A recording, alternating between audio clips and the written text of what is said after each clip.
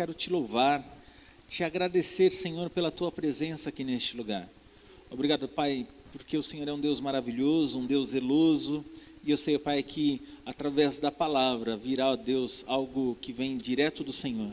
Usa a pastora Patrícia com poder e autoridade, que ela possa, Senhor amado, ser a tua boca neste momento, que possamos, ó Pai, nos deliciar com a tua palavra, que possamos nos deleitar com a tua palavra, nos alimentar através da tua palavra. Queremos te louvar, te agradecer em nome do Senhor Jesus. Amém.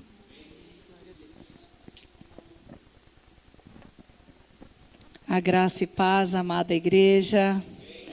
Glória a Deus, mais um culto à viva. Estou feliz por estar aqui. Confesso que nós temos vivido dias difíceis, né, amados? Nós temos vivido muitas situações, mas eu glorifico e engrandeço ao nome do Senhor por poder estar na casa dele. Aí, inclusive, esses dias que eu estou descansando, vamos dizer assim, ainda comentei com as irmãs que eu vim na oração, vim no culto da tarde, foi uma bênção. E eu lembrei de quando eu comecei a minha carreira com Jesus, como era maravilhoso estar na casa dele todos os dias. E é muito bom mesmo, não tem lugar melhor para estar do que na casa do Senhor. A paz do Senhor para você que está em casa. Sei que se você não está aqui por algum motivo te impediu, mas quando você puder esteja aqui, porque não há lugar melhor para estar do que na casa do Senhor. Amém? Então, quero compartilhar algo do Senhor para as nossas vidas nesta noite, que está lá na primeira carta do apóstolo Pedro, capítulo 1, nós vamos ler dos versos 3 a 9. 1 Pedro 1, de 3 a 9.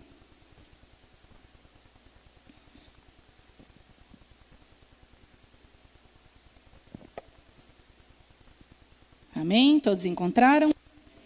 Diz assim a palavra de Deus: Bendito seja o Deus e Pai de nosso Senhor Jesus Cristo.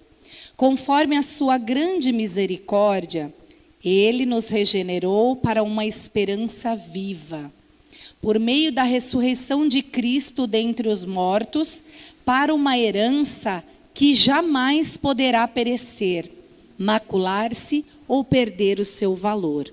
Herança guardada nos céus para vocês, que mediante a fé são protegidos pelo poder de Deus, até chegar à salvação prestes a ser revelada no último tempo.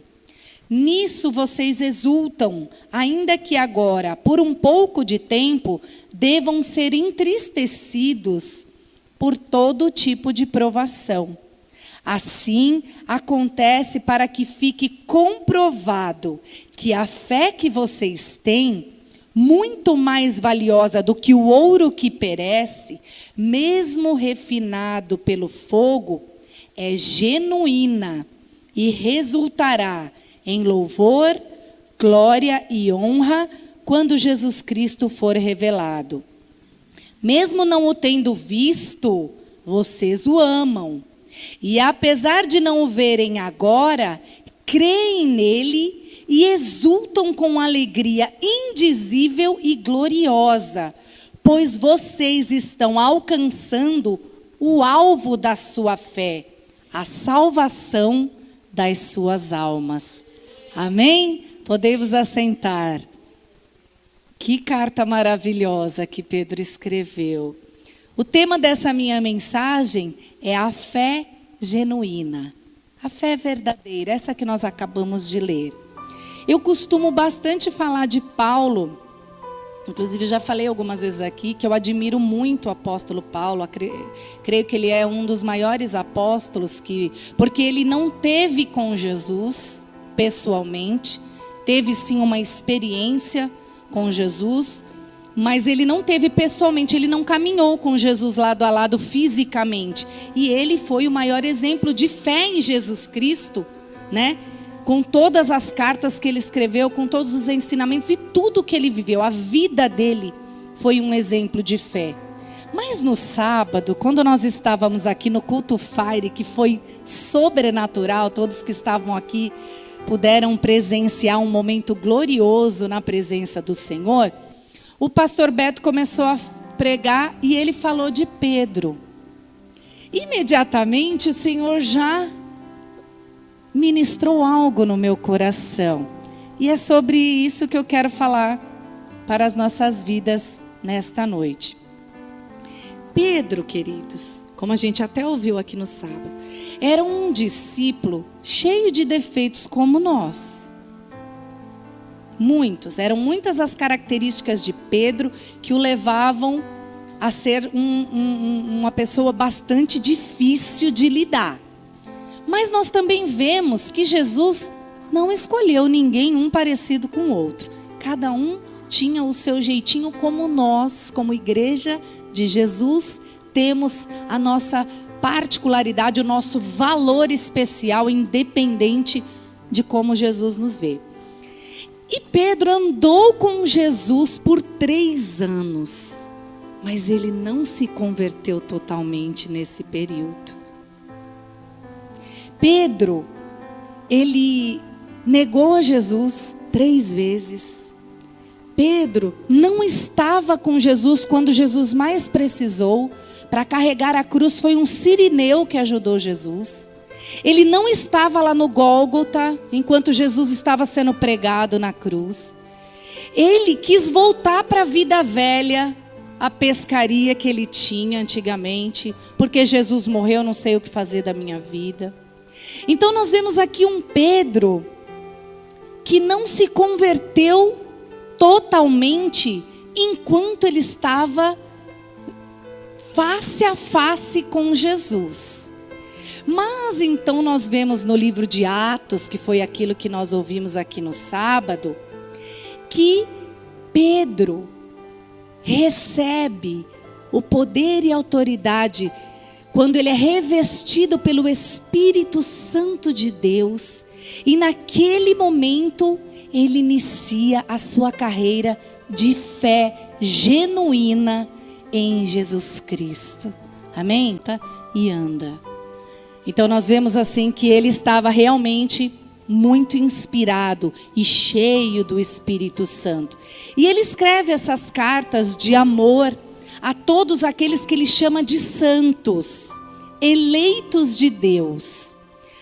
No capítulo 2 dessa mesma carta, no verso 9, ele diz assim: vocês, porém, são geração eleita, sacerdócio real, nação santa, povo exclusivo de Deus, para anunciar as grandezas daquele que os chamou das trevas para a sua maravilhosa luz. Ele está falando conosco, amados. Ele está falando com todos aqueles que creram em Jesus. Todos aqueles que foram chamados das trevas para a luz. Ele está falando que todos aqueles que creram são chamados para serem santos, sacerdotes. O Senhor tem desejo de que nós sejamos sacerdotes do seu reino. Pedro, ele é um exemplo para nós. Então, a partir daqui, nós vemos tantas situações em que ele, tantas dificuldades, tantas tribulações, ele apanhou muito, não parou de pregar o evangelho, ele continuou fazendo aquilo que o Senhor o ordenou, mas nós vemos algo especial em Pedro, que é possível sim, é possível mudar de caráter. É possível ser obediente, porque ele não foi obediente. Jesus falou, não quero briga. Ele foi lá e cortou a orelha do soldado. Enfim, mas a partir daqui, quando ele recebe o Espírito Santo de Deus, ele então tem uma mudança de caráter, tem uma mudança de vida. Ele tem esse momento de obediência ao Senhor. Muitas vezes conosco acontece igual. Nós somos teimosos, nós somos cheios das nossas razões, dos nossos porquês, dos nossos desejos, e queremos impedir o tratamento de Deus com as nossas vidas. Então o que ele tem que fazer? Quebrar o vaso. E quando ele quebra, dói. Vocês podem imaginar Pedro, quando ele estava realmente crente, vamos dizer assim, quando ele estava realmente com os olhos espirituais abertos e focado em Jesus, como ele deve ter se arrependido de ter passado desperdiçado 3 anos ao lado do mestre e não ter feito o melhor que ele podia, o sacrifício de louvor por Jesus. Porque, vamos falar entre nós, se fosse conosco, nós estaríamos assim no chão, jogado no chão para o Senhor pisar em cima. E Pedro manteve o caráter arrogante, o gênio. Não, porque eu sou o dono, eu sei. Quando alguém me fala, eu declaro o abecedário inteiro, eu não levo desaforo para casa. Esse era Pedro. Então imaginem como ele deve ter sofrido, se humilhado na presença do Senhor e se arrependido de tudo aquilo. Com certeza, ele deve ter passado o resto da vida dele pedindo perdão para Jesus. Tanto que de todas as provações que ele passou, ele ainda no fim da sua vida, quando vai ser perseguido, porque Roma está perseguindo os cristãos que estão pregando o evangelho, e ele é condenado à morte, ele é crucificado, mas ele pede para ser crucificado de cabeça para baixo, porque nem isso ele se considera no direito. Tamanho é o arrependimento dele. Mas, queridos, foi esse tamanho arrependimento que tornou Pedro um dos maiores apóstolos que nós já tivemos. Que tornou Pedro um apaixonado, louco por Jesus. Que tornou Pedro cheio de poder, de autoridade. O Senhor Jesus confiou a Pedro a responsabilidade de dar continuidade na sua igreja. Porque Jesus não desistiu de Pedro. Jesus, mesmo com todos os defeitos e dificuldades, ele sabia que Pedro seria alguém que iria carregar o evangelho. Então ele confiou a Pedro e ele não desistiu. Amados, Jesus não desiste de mim e de você. Enquanto nós não entendermos o que ele quer falar, ele não desiste de ensinar. Ele vai persistir em nos ensinar. Se tiver que quebrar, ele quebra de novo. Levanta, abençoa, caminha, anda. Não aprendeu ainda? Quebra de novo, vamos, enfim. Mas, quando o Senhor vê em nós esse arrependimento, esse desejo de mudança, esse desejo de ser diferente, esse desejo de não perder mais tempo, de não desperdiçar mais tempo longe da presença dele. Porque Pedro fez isso. Ele não teve tempo fisicamente, mas espiritualmente ele se agarrou aos pés de Jesus e o resto da vida dele ele dedicou totalmente ao Senhor. Então o Senhor quer dizer para nós que ainda há tempo. Hoje é tempo de nos arrependermos. Hoje é tempo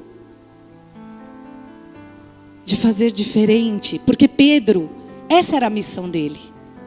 O Senhor permitiu ele viver isso para que ele desse esse exemplo para nós. Para que ele pudesse mostrar para nós que nós não podemos desperdiçar o nosso tempo com outra coisa que não seja na presença do Senhor. Ah, queridos, eu tenho certeza que você também, quando eu comecei a ler isso, eu imaginava e chorava nos pés do Senhor, pensando, Senhor, como eu queria estar lá no lugar de Pedro, do seu lado, caminhando com o Senhor. Encostar no seu peito, chorar nos seus pés, derramar as minhas lágrimas, entregar tudo nas tuas mãos. Mas Ele diz para nós nesta noite algo especial. Que a nossa fé, ela é tão verdadeira, tão genuína, que mesmo nós não tendo visto a Jesus, nós o amamos. Ele semelha a nossa fé ao ouro, que mesmo sendo refinado, se transforma em louvor e glória para o nome de Jesus. Pedro quer nos deixar um testemunho e dizer para nós que nós podemos sim fazer diferente a nossa caminhada com Jesus.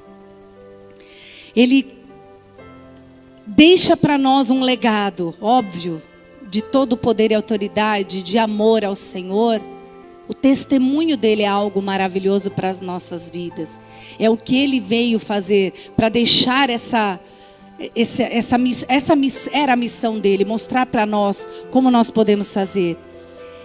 E ele também quer dizer para nós que nós não podemos ser teimosos como Pedro. Lá no segundo livro de Crônicas, capítulo 30, no verso 8, o Senhor está dizendo ao povo de Israel: não endureçais agora a vossa cerviz. Em outras traduções diz: não sejam teimosos, como vossos pais. Confiai-vos ao Senhor e vinde ao seu santuário, que Ele santificou para sempre. E servi ao Senhor vosso Deus, para que o ardor da sua ira se desvie de vós. Então o Senhor quer dizer para nós com esse tempo que nós não podemos ser teimosos. Nós não podemos nos impor contra aquilo que Deus tem para as nossas vidas.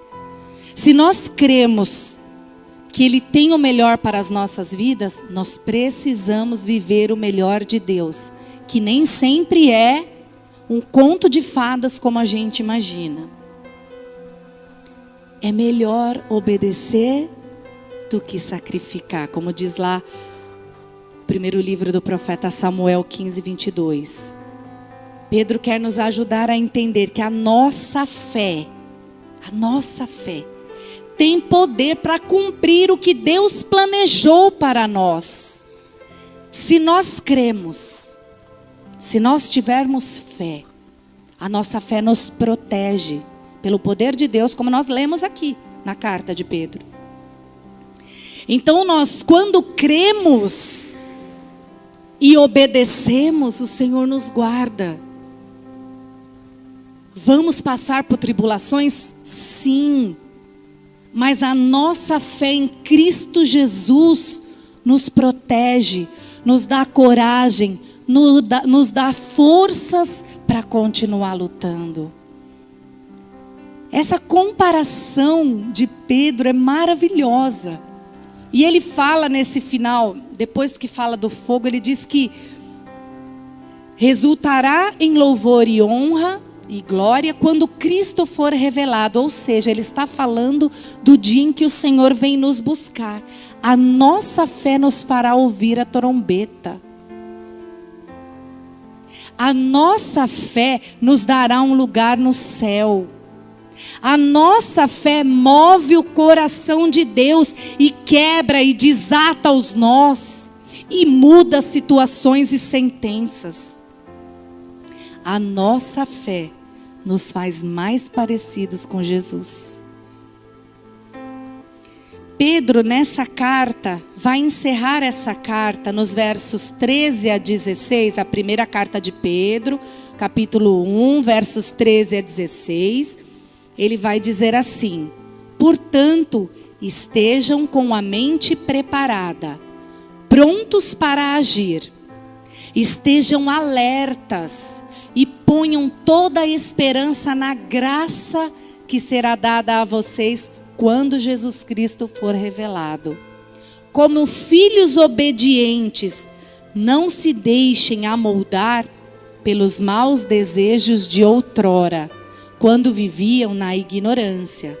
Mas assim como é santo aquele que os chamou, sejam santos vocês também em tudo o que fizerem, pois está escrito: sejam santos, porque eu sou santo.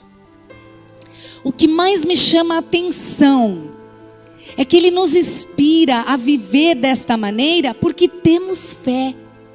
A nossa fé nos faz vencer os desejos da carne. A nossa fé nos faz viver os frutos do Espírito. A nossa fé nos faz viver os planos de Deus. Vejam que importância, que maravilha ele falar desta maneira da nossa fé. E muitas vezes nós somos enganados por Satanás. Nós ouvimos mensagens do inimigo que nós não sabemos falar, que nós não sabemos orar, que a nossa oração não passa do teto, que nós não prestamos para nada. Mas eu quero declarar algo do Senhor para as nossas vidas. Quando nós cremos que Jesus Cristo morreu e ressuscitou no terceiro dia por mim e por você, nós já somos vitoriosos. Tudo que nós fizermos é pela concessão do Espírito Santo.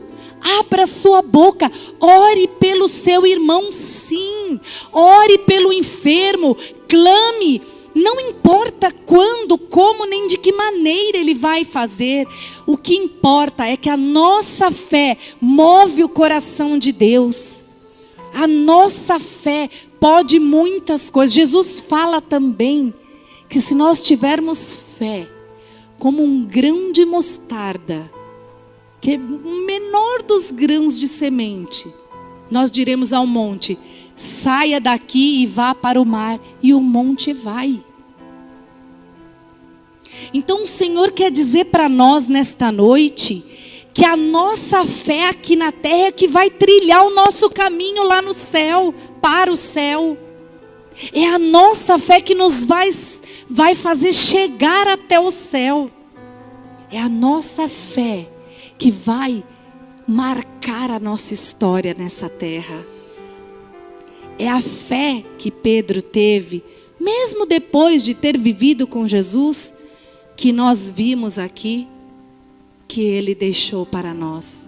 Porque ele sofreu pelo Evangelho. Ele foi preso, ele apanhou, mas ele nunca negou. Depois que Jesus morreu, foi para a glória, nunca mais ele negou a Jesus. Ele preferia morrer do que dizer que ele não amava ao Senhor.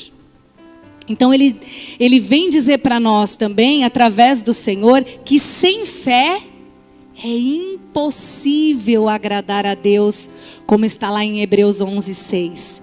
E também vem dizer para nós, os justos, que o justo viverá pela sua fé. A nossa vida está baseada, está fundamentada na nossa fé em Jesus Cristo. Isso é algo maravilhoso do Senhor para as nossas vidas. Então nós precisamos exercitar a nossa fé. Queridos, eu estou aguardando um milagre, vocês sabem disso. Muitas são as situações que me fazem acreditar que não vai dar.